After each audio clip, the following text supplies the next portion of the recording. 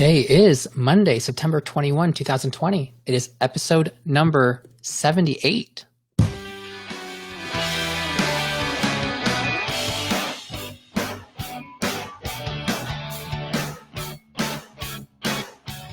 This is the 39.6 Facebook Live Finance Show.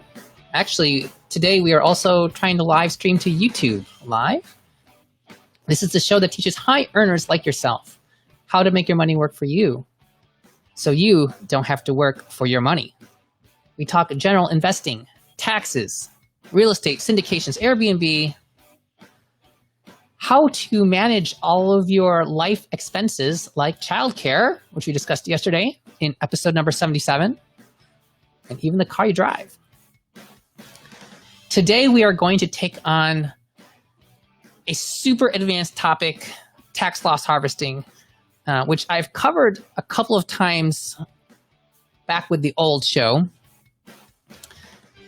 And today I'm going to answer a listener watcher question. Okay, from my friend Stefan here. He is asking a question in our Facebook group. So first of all, this is my first time broadcasting alone here to the Facebook group and to YouTube, hopefully using Restream. We're going to try utilizing Restream going forward because it does a great job with the chat boxes. And so I can actually see people who are commenting, which I could not do before with BeLive, at least recently. Hello, if there's a couple people in here, if you can tell me that you can hear me and see me, that would be fantastic. Also, the image quality tends to render a lot better here than it did in BeLive. So we're going to continue trying this. It looks like it is being broadcast to YouTube. That's pretty awesome. Onto my channel there, 39.639 POINT6. We are also likely going to start moving these and copying them over to YouTube, where all of my old videos are also stored. Okay, so question from Stefan. I'm going to tax loss harvest, TLH, for the first time, and I would like to make sure I get this right with regard to timing of dividends. This is a post from yesterday. Might be too late to answer, but I'm answering it anyway. I have Vanguard funds, including VTSAX, that's the total stock market index fund, VSMAX, VSIAX, I think those are small cap types of funds, and then VVIAX, I think that's a Vanguard value fund, and VTMGX, I don't recall what that one is. I have waited 31 days without purchasing these funds, and I am ready to purchase my similar but different funds, my alternate funds. Do I sell my Vanguard funds now, just prior to the distribution, or do I wait until after, and why? Okay, and then there's more question, but that is the question. Okay, so this is super complicated. And honestly, it's not something I think about much at all because I don't tax loss harvest that often. I don't actually even invest in equities in my taxable account, our joint taxable account, very often. We haven't invested in equities in our taxable account. I don't even think we have this year, to be honest with you.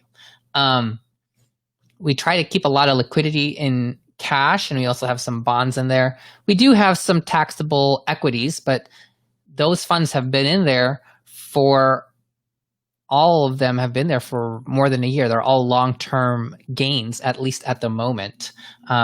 So I tax loss harvest like once a year. I mean, granted, if there's a great opportunity, I will, but these funds are so old that they have a lot of gains in them. I didn't actually even tax loss harvest in March, April, May. Surprisingly, I didn't. There was like an opportunity in March, but it wasn't that much of a loss, and they were long-term already. So I like having my shares already in the long-term category, because once they're long-term, I can use them to donate appreciated shares to our donor advised fund. You can't donate, okay, so I take that back. You can donate to your donor advised fund shares that you've held for less than a year, but you don't get to write off the entire value, just the original cost basis. So that kind of ruins the point of doing it. So there is a benefit of having shares that are long-term holdings rather than short-term holdings. So I will tax loss harvest if it was a big amount to make it worth it, or if I don't have $3,000 of losses for the year, but I still have some losses, I think from a couple years ago that we're still carrying over. So I honestly don't think about this very much, but these are a number of things that I consider when I'm doing it. One, I always look again in December, and I don't want to tax loss harvest at the very, very, very last day of the year. I like to have a little bit of space. So let's pretend, so 2 years ago on Christmas Eve, I did a show on tax loss harvesting, and that exact day, the market had gone down like 5%. That was actually one of the biggest drops of 2018. And by tax loss harvesting with a week left in the year, when I tax loss harvested, there are going to be some long-term shares, a year old, that would be available for me the last week of December of 2019 for the purposes of donating to to a donor-advised fund if I wanted them to be. If I had done the tax loss harvest on the 31st of the year, they would only be exactly a year old, not a year and a day. So I don't think they would have qualified for long-term capital gains. So I like to do it like in December. I'll look and harvest some losses if I want to, and that way I have some room in the next few weeks of the year to for the following year to have some time to do a donation to a donor-advised fund. This is like way complicated stuff. This is like level 5 out of 4 stuff that's just really far out there and not important to 99.9% of you guys. But for you nerds out there like I think about this stuff. So, and that's what this question's about, tax loss harvesting. So we're getting into the weeds a little bit here. Now, first of all, when you're doing tax loss harvesting in your taxable account, you should turn off automatic dividend reinvestment. Okay, that makes your life so much simpler. So all of our dividends go to a settlement fund.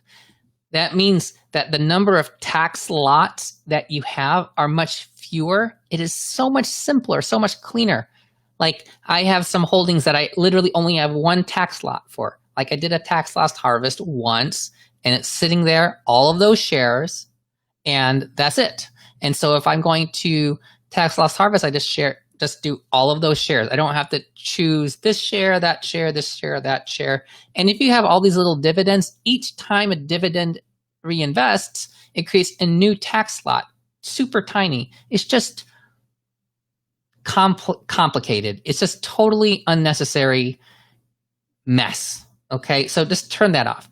It also makes wash sales, which not the huge deal that people often talk about, because wash sales are only for the amount of the wash, and a dividend is like a tiny amount, so big deal.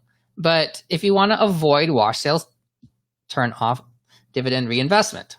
Okay, so getting into that, a lot of funds will distribute quarterly dividends. I have one of my original episodes was about how dividends are taxed. So there are ordinary dividends and there's qualified dividends and there are non-qualified dividends. Qualified dividends get taxed at a more favorable tax rate, similar to long-term capital gains. It could be 15%, it could be 0%. If you're at the top tax bracket, it's 23.8% for qualified dividends. Get to that in a second. Qualified dividends give you those lower rates. Non-qualified dividends are taxed as ordinary income. So all the way up to 37% federal tax rate plus the 3.8% net investment income tax, NIIT, that's 40.8%. So if you have a choice, then you would prefer that a dividend get taxed as a qualified dividend as opposed to a non-qualified dividend because it's taxed cheaper. Okay, and then this gets complicated if you have an individual stock versus a mutual fund.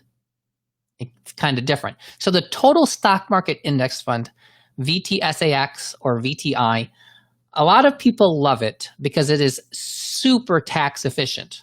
Okay, there's a lot of reasons not to like it.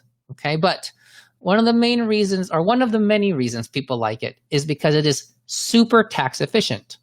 it has basically the total stock market, not like super micro cap stocks, but it has like almost 4,000 stocks, I think, or maybe more. It has thousands of stocks. That being said, they are not selling and buying individual stocks very often.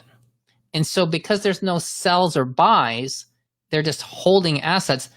It doesn't generate internally capital gains that get rolled out to people. So that's great. It also doesn't do buying and selling, which changes the holding period of the individual stock in the mutual fund. Again, this is like super complicated, but the number of days that the individual stock is held relates to whether or not a dividend is qualified or not. Because when you own a mutual fund, even though that mutual fund is paying you a dividend, it is not really the fund that is paying you a dividend. It is the underlying stocks that pay a dividend to the mutual fund, thereby distributing that mutual fund onto dividend to you as the owner of the stock by way of the mutual fund. Okay, so a mutual fund like VTX SAX is super low turnover, and so most stocks are not going to be bought or sold within it, and it is going to have a very high percentage of dividends that would potentially be qualified dividends. However, it also depends how long you've held on to those shares. So if you bought shares yesterday, and then the ex-dividend date is today, then the shares you bought yesterday, and you're holding on through it until today, those shares will be triggered for a dividend payout. But that dividend payout, even if those underlying stocks are there for a long time within the fund, you just bought that fund. So you've only had it for a day. So it's not necessarily going to be qualified to you. It could be to somebody else who's owned that fund for a longer time, but not to you. There's this 60-day rule.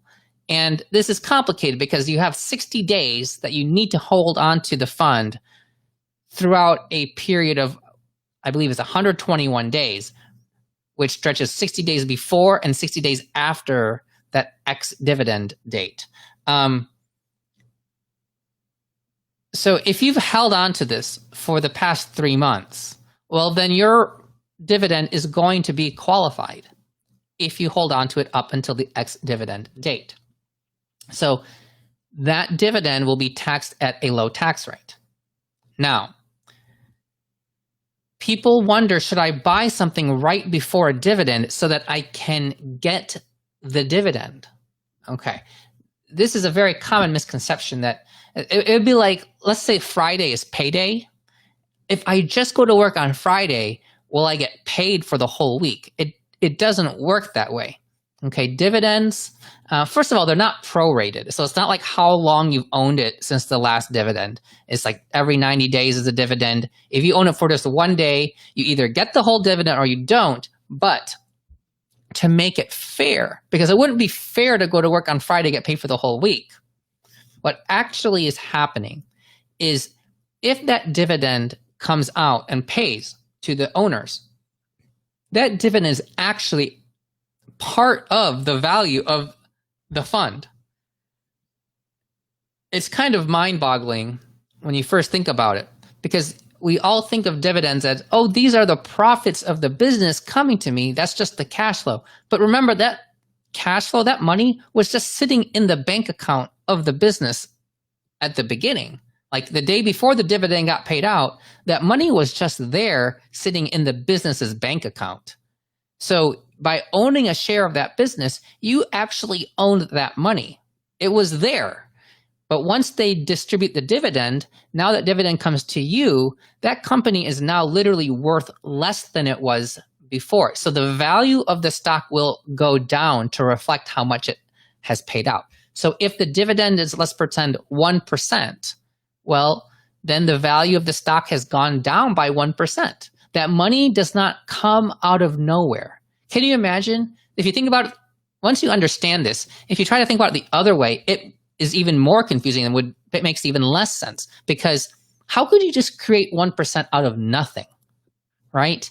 If you had like a 10% dividend, it's not like magically 10% just came out of nowhere, right? So it has to decrease the value of the underlying asset beforehand. So you can't take advantage of getting a dividend by buying something just prior to the dividend or the ex-dividend date. Otherwise, people would all buy something like the day before the dividend.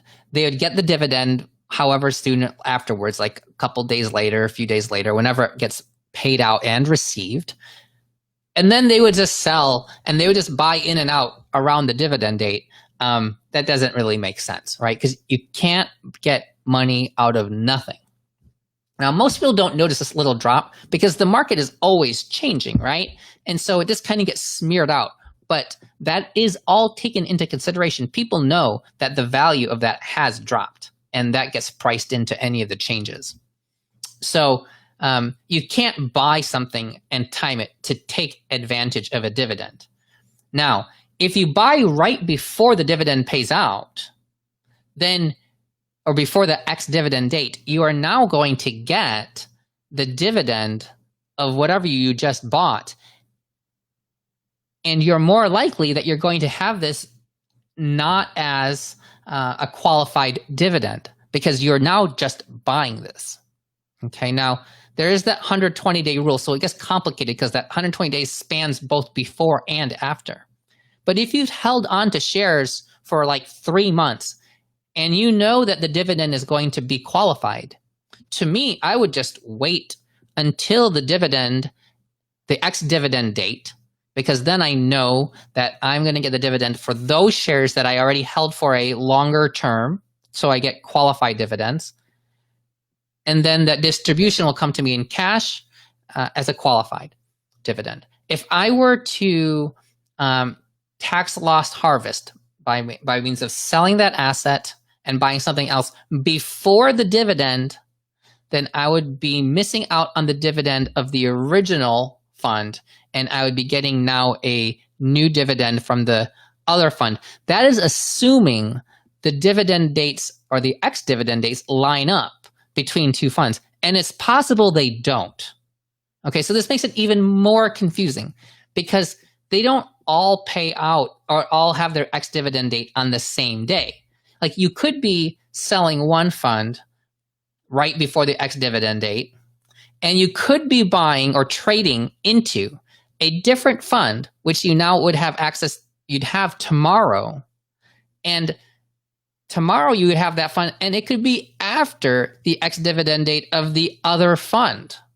So in that potential situation, you could completely bypass getting a dividend completely, which would mean that you could get no dividends, which is the ideal situation if you're trying to minimize tax liability, because you don't want dividends when you're just reinvesting your money. You just want to be able to hold on to something, but you're doing this tax loss harvesting to save on tax. And if you end up paying some non-qualified dividends, it could be worse. Okay, so in the situation I just gave, where you sell right before an ex-dividend date, but buy after the ex-dividend date of the other fund, you can magically avoid any dividend. The counter is also true. You could potentially you could hold on to something, hit the ex-dividend date of your initial holding. So now you're going to have that dividend. You could trade into the second fund, and that second fund may not have reached its ex-dividend date yet. And then you could get hit with that dividend. So you could be paying for two dividends, which you don't need to be paying for. Or you could just potentially just pay for one of them if you just wrote it out. So it's super complicated. And they will announce the dividend dates for different funds, but they don't announce them like way in the future. They're usually announced relatively not far away from when it's going to happen. You can look at previous years to see around when they do things. So like probably right around now, the third week or so of September is a very common time for third quarter dividends to get paid. Right around like September 20th-ish, right around like, I guess that's the vernal equinox. Autumnal equinox. Yeah, autumnal equinox. The days are definitely getting shorter. It'll be 12 hours of daylight, 12 hours of non-daylight. Kind of like qualified and non-qualified dividends. So those are things to think about. Now, at the end of the day, dividends are usually pretty small, especially if you're having these big mutual funds. I mean, the total stock market is paying dividends that are less than 2%, I believe, on an annualized basis. So on a quarterly basis, the dividend should be like 0.5%, super tiny amount. So if you have like, I don't know, $10,000, and it's going to pay out like $200 of dividends in a year, then that's $50 for that quarter. Okay, so then you're potentially paying like a qualified versus non-qualified dividend on $50. And so $50 as a qualified dividend might be 24% of that, so like $12. And a non-qualified dividend will be like 40%, so it's like $20. It's like $8. All right, so it's not something that I spend a lot of mental capacity worrying about, because in general, it's just not a ton of money. I mean, even if you are doing more, it could be like $100,000 or so, it's still not that much money.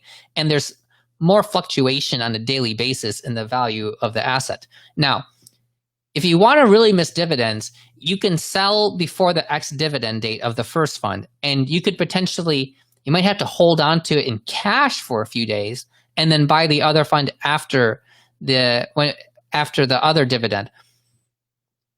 The problem is then you're out of the market. So if you really want to do this tax loss harvesting process safely, you want to always be in the market. You want to trade directly from one to the other, and not miss time in the market. That way, if it has some wild variation in 2 days, like it could go down by 2%, then you capture a loss and you buy in cheaper. So that's great. But if it goes up by 2% in the 2 days you're gone, then that 2% you have to make up, that can be very hard. It could be more than 2%, right? And so tax loss harvesting just lost all of its value because you missed that 2%. Some people who tax loss harvest literally leave it in cash for 31 days and buy back in the same exact fund and don't even use an alternate. And that's potentially a long time to sit on the market, out of the market and buy back in. A lot can happen in a month. But I guess if you're doing this your whole life and you just do that same thing over and over again, you're probably going to win some and lose some, and it could just average out, right? But I don't know. The safest thing is just to go from one to the other and just not worry about this little smidgen of taxes you're gonna pay, because you're gonna have to pay tax on the dividends one way or the other, most likely. And if you can just keep them as qualified dividends, that's probably just the easiest thing to do. And I think I covered everything there. This was, I can't even see how long I went on this. I need to find a timer.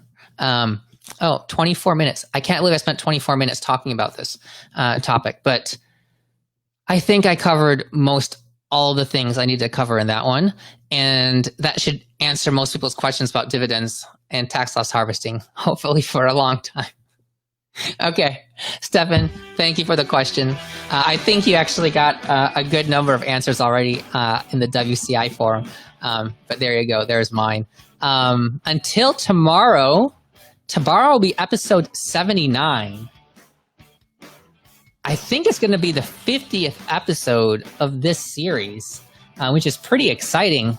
I think we've done 49 episodes now in like 48 days.